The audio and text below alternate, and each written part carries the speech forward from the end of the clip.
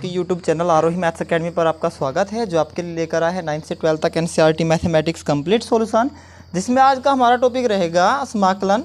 समाकलन के आज हम पढ़ेंगे समाकलन के फॉर्मूले, समाकलन को करने के तरीके, कैसे कैसे हम समाकलन को किस तरीके से सीखे कि समाकलन हमारे लिए बहुत इजी हो और हम समाकलन को इजी वे में कर सकें। ठीक है, तो सबसे पहले हम स्टार्ट करते हैं समाकलन के फॉर्मूले। समाकलन के साथ मैंने अवकलन के फॉर्मूले भी एक बार और रिवाइज कराएंगे, क्योंकि समाकलन जो होता है अवकलन के और समाकलन के फॉर्मूले एक दूसरे के अपोजिट होते हैं।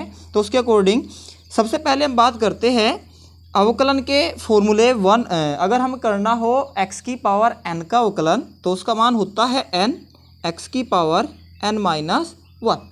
ठीक है, लेकिन अगर हम x की पावर n का समाकलन करते, ये इसका मतलब है कि हम x के सापेक्ष समाकलन कर रहे हैं और x की पावर n का समाकलन कर रहे हैं। तो x की पावर n का फॉर्मूला होता है x की power n+1 upon n+1 plus एक कांस्टेंट हम c जोड़ते हैं। ठीक है, तो सबसे पहले मैं आपको बता दूं कि जो समाकलन होता है ये इसका साइन होता है और जिसके सापेक्ष हमें समाकलन करना है उसके आगे हम d लगाकर इस ऑपरेटर का यूज करते हैं। तो ये जो ऑपरेटर है ये इंटीग्रेशन का साइन होता है, जो डिफाइन करता है कि हम x के सापेक्ष में समाकलन कर रहे हैं।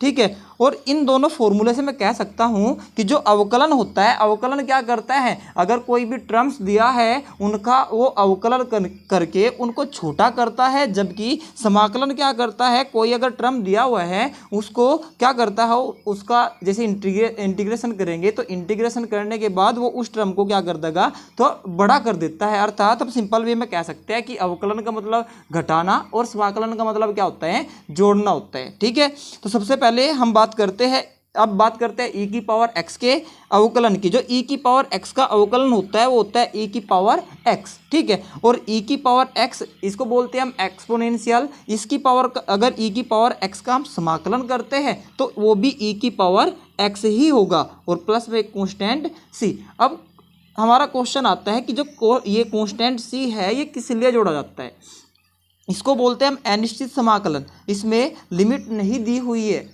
ठीक है, जो बिना लिमिट के इंटीग्रेशन होता है उसको हम अनिश्चित समाकलन जोड़ते हैं। अर्थात इसका समाकलन करने के बाद जो वैल्यू फाइंड हुई तो ये कंफर्म नहीं होती कि ये एग्जैक्ट वैल्यू प्राप्त हुई है या नहीं, क्योंकि ये कम भी हो सकती है, ये अधिक भी हो सकती है। अगर यह कम वैल्यू प्राप्त होती है तो ये c उसमें ऐड होकर उसकी वैल्यू को इक्वल कर देता है।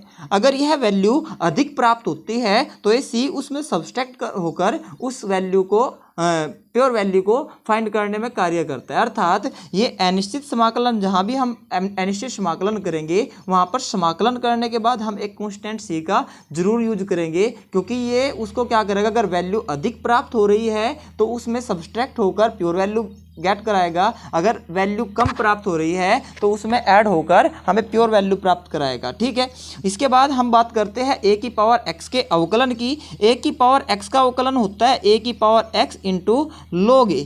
लेकिन अगर मैं a की पावर x के समाकलन की बात करूं तो इसका मान होता है a की power x upon log a plus constant c।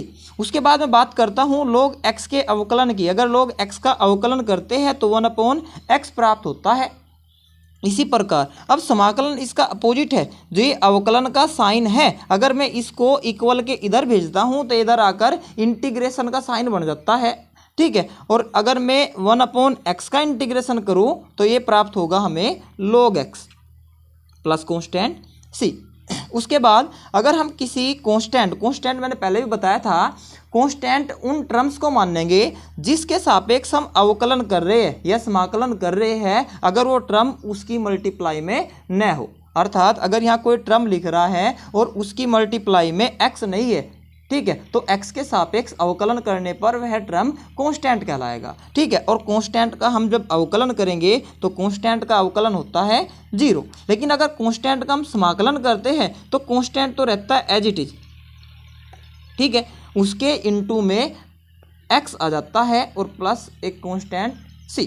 उसके बाद अगर मैं बात करूं साइन x के अवकलन की तो साइन x का अवकलन होता है cos x।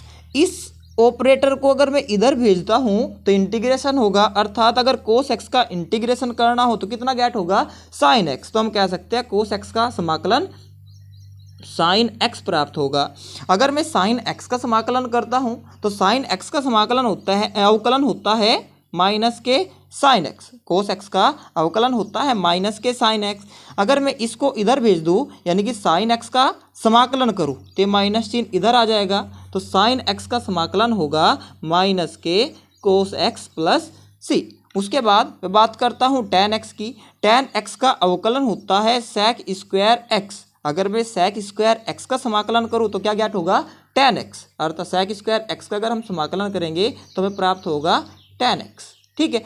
उसके बाद अगर मैं बात करता हूँ कोट एक्स की तो होगा माइनस के कोसेक स्क्वायर एक्स। और इस साइन को अगर मैं इधर भेजता हूँ तो कोसेक स्क्वायर एक्स का अगर हम समाकलन करेंगे तो प्राप्त होगा माइनस के कोट एक्स प्लस सी। उसके बाद सेक एक्स का अगर मैं अवकलन करता हूँ तो सेक एक्स का अवकलन आता था sec x into tan x. इसी प्रकार अगर मैं इसका समाकलन करूँगा तो हमें प्राप्त होगा सेक एक्स प्लस कॉन्स्टेंट सी।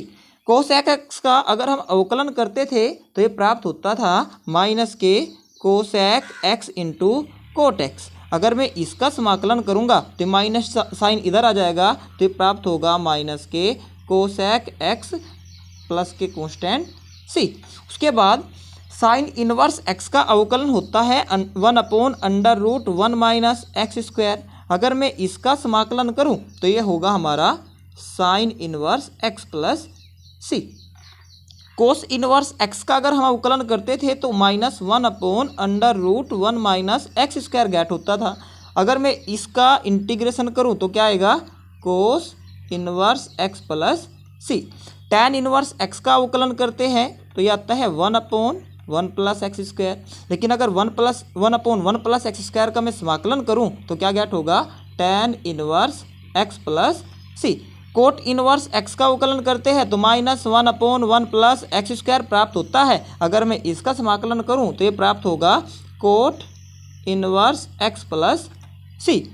सेक इनवर्स एक्स का जो अवकलन आया था वो आया था 1/x√x² माइनस 1। अगर मैं इसका समाकलन करता हूँ तो ये होगा सेक इनवर्स एक्स प्लस सी। इसी प्रकार अगर कोस इनवर्स एक्स का अवकलन करते थे तो -1/x√x² माइनस 1, और इसका अगर मैं समाकलन करूँगा तो ये आएगा कोसेक इनवर्स एक्स प्लस सी। मैंने पहले भी बताया था कि जिन टर्म्स में सी लगा होता है, देखो यहाँ पे सी है, यहाँ पे सी है, यहाँ पे सी से स्टार्ट है, ठीक है, यहाँ भी सी से स्टार्ट है, यहाँ भी सी से स्टार्ट है, वे सभी उनके जो फॉर्मूले होते हैं वे माइनस टर्म्स में होते हैं।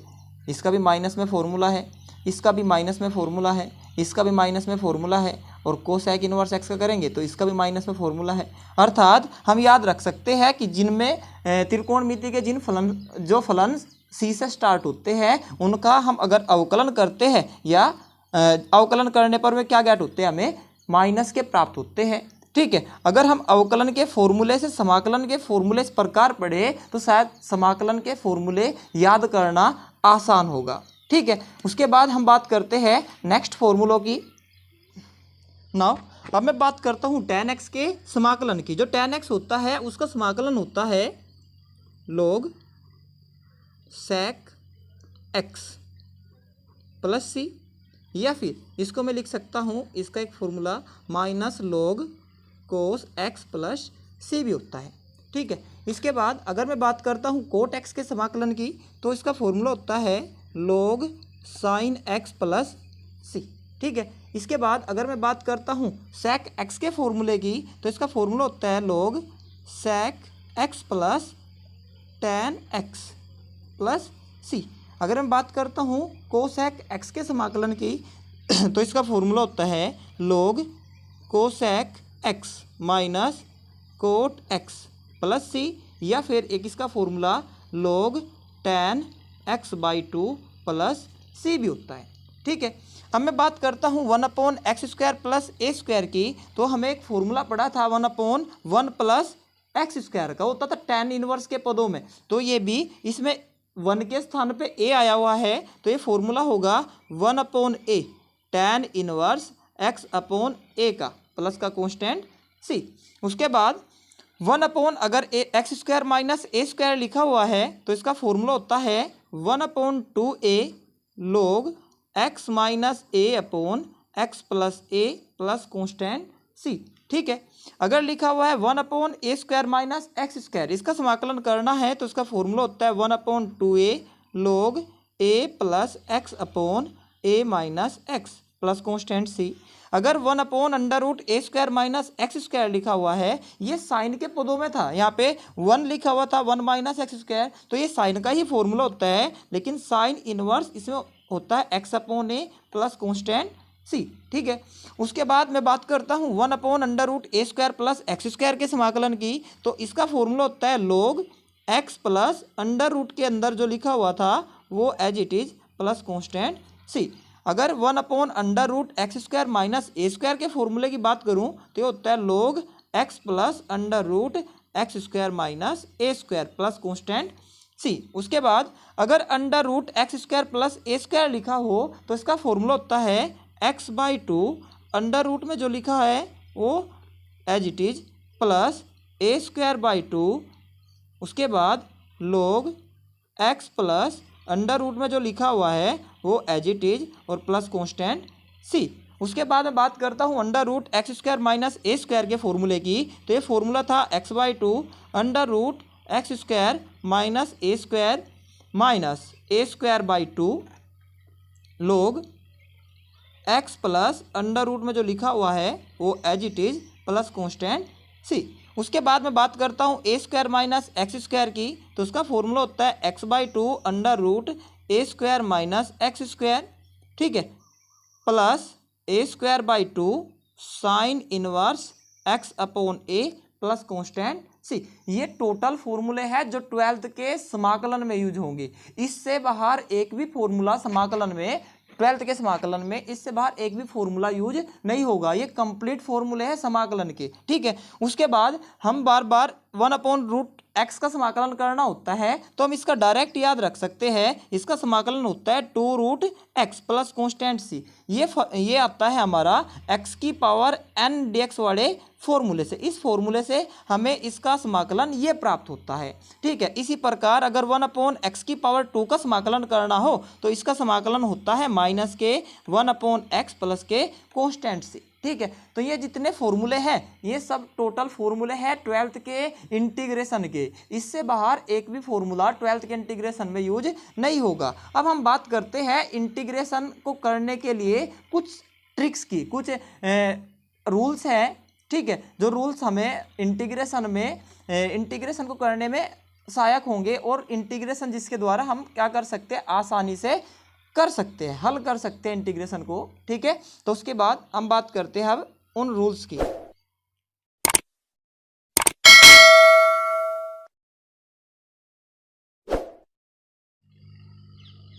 अब हम बात करते हैं समाकलन को करने के कुछ महत्वपूर्ण नियम। ये नियम है ये आपको किसी बुक में नहीं लिखे नहीं मिलेंगे।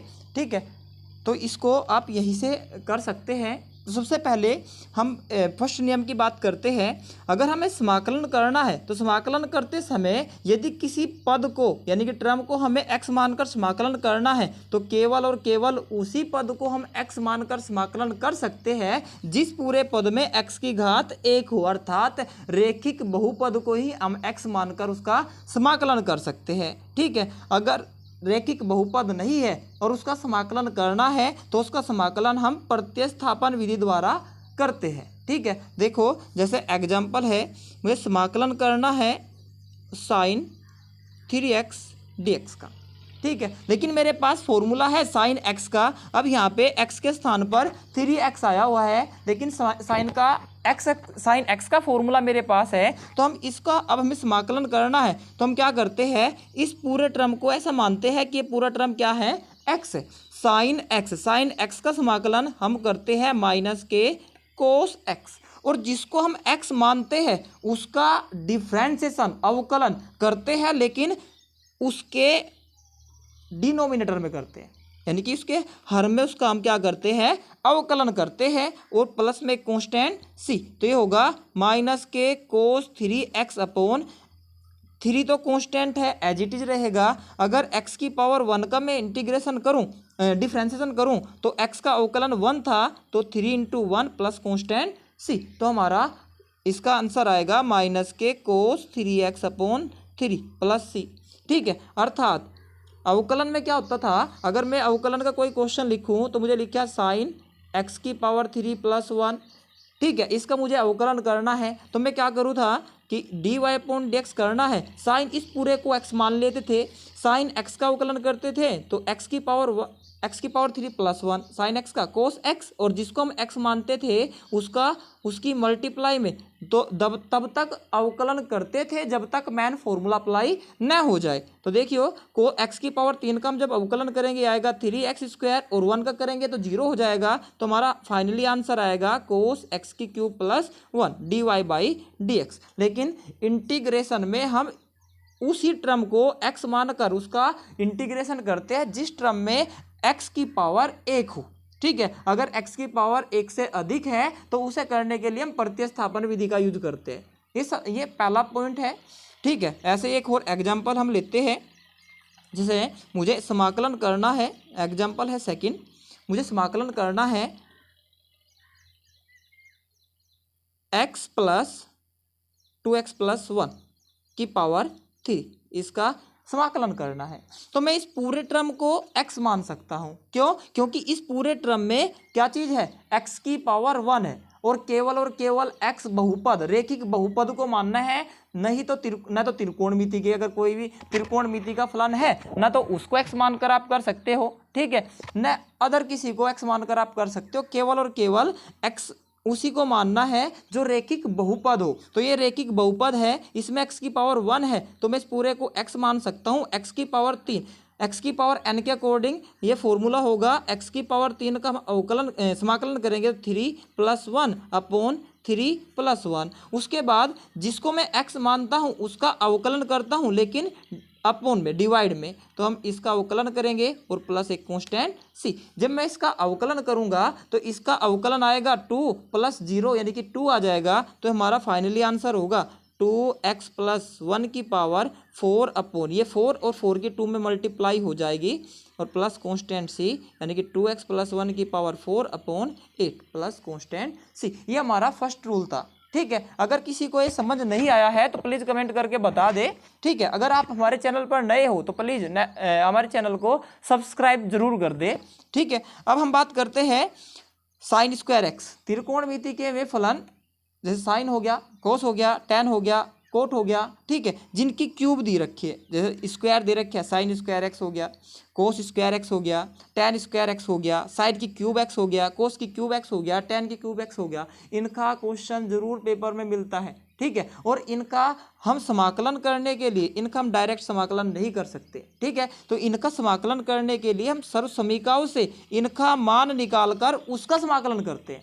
ठीक है, तो मैं इनकी वैल्यू बता दूं, जो साइन स्क्वायर एक्स है इसका हम कोस 2x के फॉर्मूले से मान आता है 1 माइनस कोस 2x अपॉन 2। हम इसका साइन स्क्वायर का समाकलन करना है तो इसके स्थान पर हम ये वैल्यू रखेंगे और इसका समाकलन करेंगे। अगर कोस स्क्वायर एक्स का समाकलन करना है तो कोस स्क्वायर का समाकलन करने के लिए हम 1 प्लस कोस 2x अपॉन 2 ये रखेंगे और इसका समाकलन करेंगे।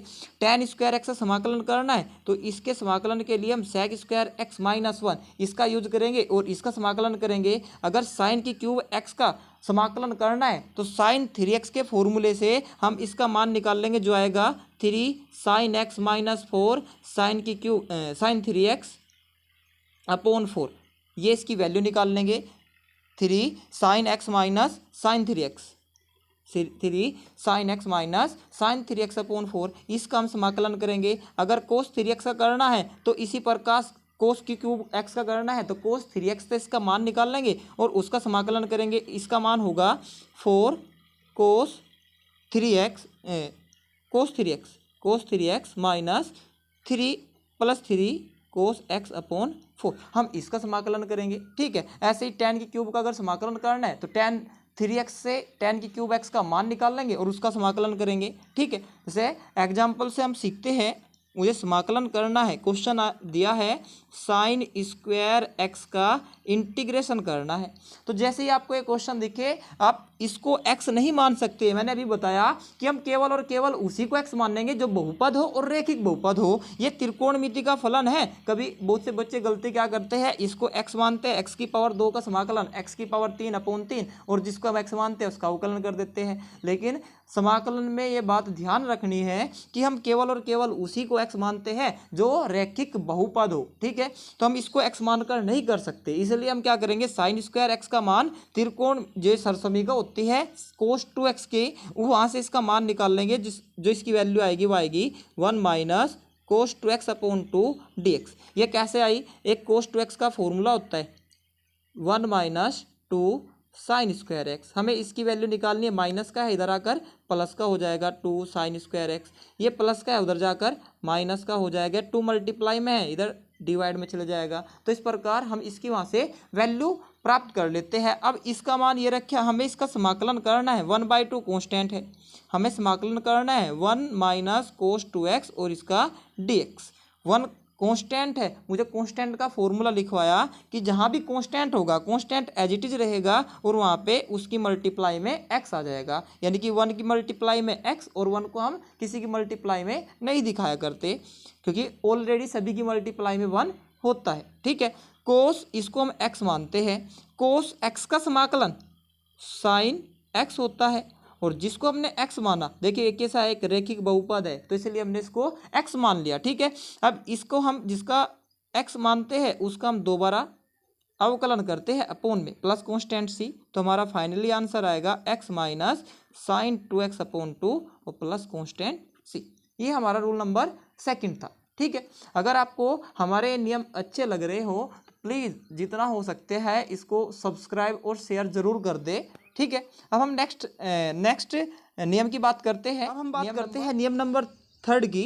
नियम नंबर 3 कहता है कि जिनके समाकलन का सूत्र नहीं होता, जैसे log x हो गया, साइन इनवर्स x हो गया, कोस इनवर्स x हो गया, टेन इनवर्स x हो गया, कोट इनवर्स x हो गया, अर्थात प्रतिलोम त्रिकोणमिति के फॉर्मूले। ठीक है, और log x हो गया जी आदि, इनका हम समाकलन करने के लिए खंड से समाकलन का प्रयोग करते हैं। जैसे अवकलन में मल्टीप्लाई का फॉर्मूला था तो फर्स्ट सेकंड का, इसी प्रकार समाकलन में भी एक मल्टीप्लाई का फॉर्मूला होता है, हम उसका यूज करते हैं। समाकलन में डिवाइड का फॉर्मूला नहीं होता। ठीक है, तो देखिए हमें समाकलन करना है, जैसे हम एक एग्जाम्पल लेकर करते हैं, वही समाकलन करना है log x का, ये भी बार बार पेपर में आता है। ठीक है, हमें इसका समाकलन करना है। अब बहुत से बच्चे गलती क्या करते हैं, इसका समाकलन 1/x लिख देते हैं, लेकिन वो इसका अवकलन होता है, log x का अवकलन डिफ्रेंसिएशन 1/x होता है। ठीक है, तो हमें ये गलती नहीं करनी। मैंने लिखा कि इसका समाकलन करने के लिए हम क्या करते हैं, खंडशः विधि का प्रयोग करते हैं। अब खंडशः विधि का प्रयोग करने के लिए देखिए हम इसके इनटू में 1 मानते हैं, इसकी मल्टीप्लाई में हमने 1 मान लिया। ठीक है, ये होता है खंडशः विधि का फॉर्मूला। 2 फंक्शन दिए हुए हैं, ठीक है, मल्टीप्लाई में एक को हम फर्स्ट मानते हैं, एक को सेकंड, वो हम फर्स्ट सेकंड मानते हैं आइलेट के अकॉर्डिंग। ठीक है, आई का मतलब होता है इनवर्स, प्रतिलोम त्रिकोणमिति। ठीक है, या इनवर्स जिनकी पावर माइनस हो।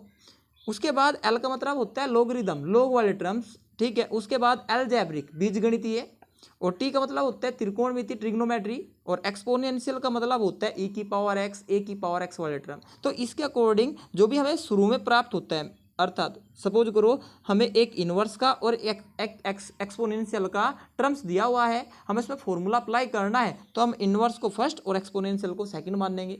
ठीक है, तो अब हम जैसे फर्स्ट सेकंड का डिसाइड कर लेंगे तो हम उसके बाद हम फॉर्मूला अप्लाई करते हैं। फर्स्ट फंक्शन को तो रखते हैं एज इट इज, ठीक है, और इंटीग्रेशन करते हैं सेकंड फंक्शन का, माइनस चिन्ह, समाकलन का चिन्ह। ठीक है, जो फर्स्ट मानना था उसका हम करते हैं अवकलन, सेकंड का करते हैं समाकलन, और जो इन दोनों को करने के बाद आएगा फाइनली उसका भी हम क्या करते हैं, समाकलन करते हैं।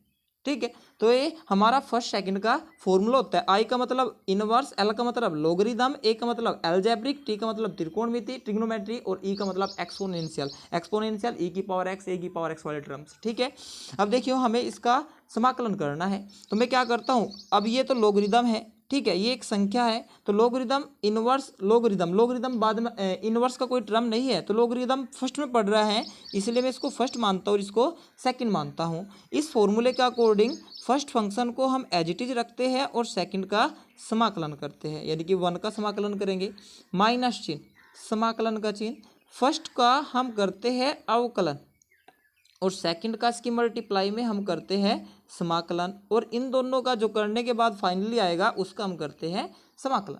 ठीक है, तो ये होगा log x और जो 1 है 1 का हम समाकलन करेंगे तो 1 का समाकलन आएगा x माइनस चिन्ह, log x का अवकलन करेंगे तो 1/x आएगा और 1 का अगर हम समाकलन करेंगे तो x आएगा और हमें इसका पूरे का dx करना है, x से x कैंसिल हो जाएगा तो ये होगा x log x माइनस 1 का अगर हम समाकलन करेंगे तो ये आएगा x प्लस कॉन्स्टेंट c। अब इसमें से हम x कोमा ले लेते हैं तो अंदर बचेगा log x minus 1 plus constant c, ये हमारा फाइनली आंसर होगा। तो मैं उन बच्चों को बता दूं कि जो log x का समाकलन 1/x लिखते हैं वो आपका गलत है। ठीक है, इसका समाकलन होता है x into log x minus 1 plus constant c।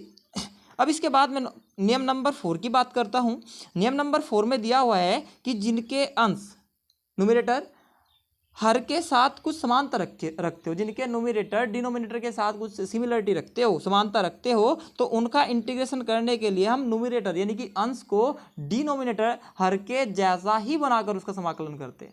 ठीक है, ये एग्जाम्पल से हमारी समझ में आएगा। जैसे एग्जाम्पल लेते हैं, मैंने लिया x/x + 1 dx। हमें देखने को मिल रहा होगा कि यहाँ भी x लिखा हुआ है, यहाँ भी x, यहाँ पे जो हर है डिनोमिनेटर है उसमें एक्स्ट्रा 1 लिखा हुआ है। ठीक है, तो इसमें हम क्या करते हैं, मैं इसका समाकलन करना है तो इसका समाकलन करने के लिए जो अंश है इसमें मैं एक ऐड कर लूँगा, देखिए हर के जैसा बन गया ना, और एक ही सब्सट्रैक्ट कर लूँगा और x + 1 dx as it is. मैंने क्या किया, मैंने कहा कि जिसके अंश और हर एक दूसरे सिमिलरिटी रखते हो तो अंश को हर जैसा ही बनाकर, हर जैसे बनाने के लिए मुझे 1 ऐड करना था तो 1 मुझे ऐड कर दिया और 1 सब्सट्रैक्ट कर दिया। अब इसका मुझे इंटीग्रेशन करना है, इसको एक बार इसके अपोन में लेके जाएंगे तो यहाँ 1 आएगा, कैंसिल हो जाएगा डिवाइड होकर, और यहाँ 1/1 प्लस x होगा पूरे का dx होगा।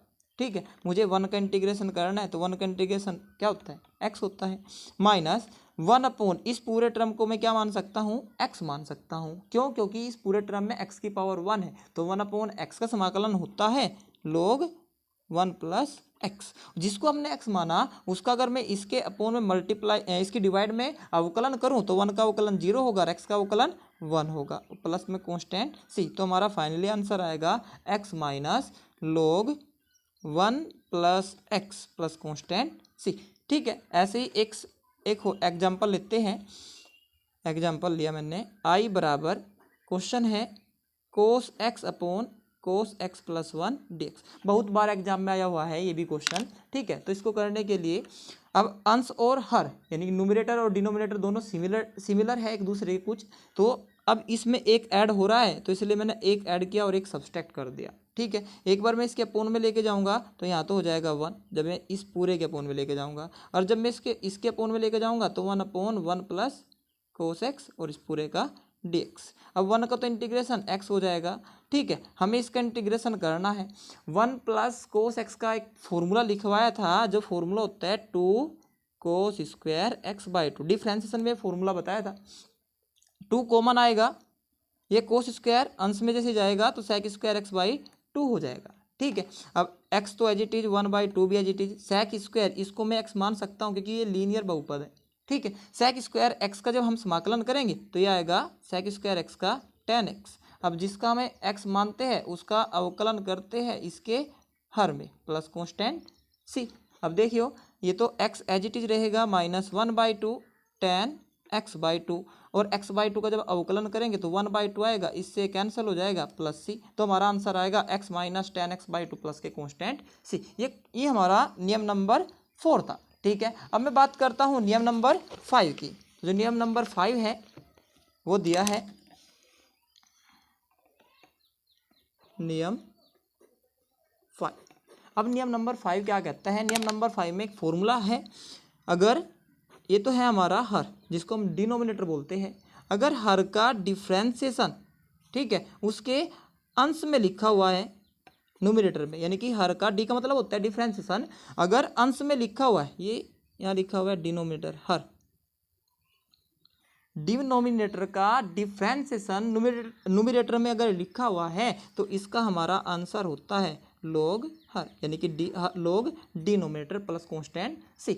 इसके आधार पे हमें दो फॉर्मूले गेट होते हैं। जैसे अगर मैं फॉर्मूला गेट करना है कोट एक्स का, मेरे याद नहीं है, और कोट एक्स का फॉर्मूला याद करना है, तो मैं कोट एक्स को तोड़ सकता हूँ cos x upon sine x d x में। ये एग्जाम्पल है इसका, ठीक है। तो कोस एक्स का अवकलन होता है साइन एक्स, हर का अवकलन अंश में लिखा हुआ है, तो इसका जो आंसर होगा वो होगा log sine x plus constant C. Clear. ऐसे ही अगर मुझे एक एग्जांपल और लेते हैं, मुझे अवकलन करना है, समाकलन करना है tan एक्स का, tan एक्स को लिख सकता हूँ मैं साइन एक्स अपॉन कोस एक्स डी एक्स। अब साइन एक्स का अवकलन होता है माइनस, कोस एक्स का अवकलन होता है माइनस के साइन एक्स, लेकिन यहाँ पे प्लस के साइन एक्स लिखा हुआ, मैंने साइन से मल्टीप्लाई कर दी बाहर और अंदर। कोस एक्स का अवकलन माइनस साइन एक्स अंश में लिखा हुआ है, न्यूमरेटर में लिखा हुआ है, तो इसका जो समाकलन होगा वो माइनस के log हर, यानी कि कोस एक्स प्लस सी होगा। ठीक है। अब एक और फॉर्मूला आया था इसका, ये log की प्रॉपर्टी के अनुसार ये यहाँ पे इसकी पावर में चले जाएगा, तो होगा log कोस एक्स का इनवर्स प्लस कांस्टेंट सी, और log एक कोस इनवर्स नीचे जाएगा तो 1 कोस एक्स हो जाएगा, log ये होगा 1 कोस एक्स प्लस सी, और 1 कोस एक्स को मैं लिख सकता हूँ log sec एक्स प्लस सी। अर्थात tan एक्स के दो फॉर्मूले होते हैं, एक फॉर्मूला माइनस के log कोस एक्स प्लस सी, और एक फॉर्मूला होता है log sec एक्स प्लस सी।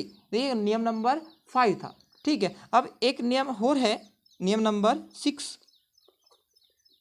नियम नंबर 6 ये कहता है, ठीक है, ये ऑलरेडी समझना है। नियम नंबर 6 ये कहता है कि अगर हम किसी क्वेश्चन को प्रत्यस्थापन समाकलन द्वारा करते हैं, ठीक है, और उसमें हमें टी, किसी चीज़ को हम टी पुट करना है, तो हम टी उस चीज़ को टी पुट करते हैं जिसका अवकलन उसमें लिखा हुआ होता है। ठीक है। और ज़्यादातर टी उन टर्म्स को पुट करते हैं जिनकी पावर थोड़ी डिफिकल्ट होती है, थोड़ी सी अजीब पावर वाले जो क्वेश्चन होते हैं हम उनको टी पुट करते हैं। जैसे प्रत्यस्थापन का मैं क्वेश्चन करता हूँ, एग्जाम्पल लिया मैंने, क्वेश्चन लिया under root sine x cos x d x. अब मुझे ये प्रत्यस्थापन द्वारा, ये इसमें हम लीनियर एक्स मानकर तो कर नहीं सकते क्योंकि इसमें लीनियर बहुपद नहीं है। अब इसका समाकलन हम करने के लिए क्या करते हैं, प्रत्यस्थापन विधि का यूज करते हैं, सब्स्टिट्यूशन मेथड बोलते हैं इसको। अब मैं इसमें एक्स किसी टर्म को मुझे टी मानना है। अब टी किसको मानते हैं, मैंने कहा टी उस टर्म को मानना है जो अजीब सी पावर के अंदर होगा, ठीक है, और जिसका अवकलन उस पूरे पद में लिखा हुआ होगा। अगर मैं अजीब सी पावर के अंदर की बात करता हूँ तो साइन एक्स लिखा हुआ है, मैं साइन एक्स को क्या मानता हूँ, टी मान लिया, लेट गया कि साइन एक्स बराबर क्या है, टी है। जिसको हम टी मानते हैं हमें उसका अवकलन करना होता है। साइन एक्स का अवकलन करेंगे कोस एक्स, ठीक है, उसके बाद टी का एक्स के सापेक्ष अवकलन करेंगे D T upon D x आएगा। ये डी एक्स इधर डिवाइड में है, इधर आ जाएगा cos x into D x बराबर डी टी। ठीक है, तो हम वहाँ पे रखेंगे आई बराबर इस कोस एक्स डी एक्स के स्थान पर हमारा प्राप्त हुआ डी टी, और अंडर रूट ये प्राप्त हुआ टी। तो वन जो रूट टी है, अब रूट टी का हमें इंटीग्रेशन करना है, तो टी की पावर 1/2 + 1 अपॉन 1/2 + 1 प्लस कॉन्स्टेंट सी। तो हमारा होगा टी की पावर 3/2 2/3 प्लस सी। अब इसमें टी की हम वैल्यू रख देंगे, टी का मान था हमारा साइन एक्स, इसकी पावर 3/2 प्लस सी। ठीक है, ये हमारे रूल्स थे, ये किसी बुक में आपको नहीं मिलेंगे। ठीक है, अगर आपको हमारे रूल्स और हमारे समाकलन का तरीका अच्छा लगा हो तो प्लीज़ जितना हो सकता है हमारे चैनल को सपोर्ट करें, और जितना हो सकता है इसको सब्सक्राइब और शेयर ज़रूर करें। धन्यवाद। और अपनी जो आपको डाउट्स है उस डाउट्स को आप कमेंट में ज़रूर बता दें। ठीक है, और अगर किसी को हमारे नोट्स की PDF चाहिए तो कमेंट में ज़रूर बता दें, हम उसको PDF भी प्रोवाइड करा देंगे। धन्यवाद।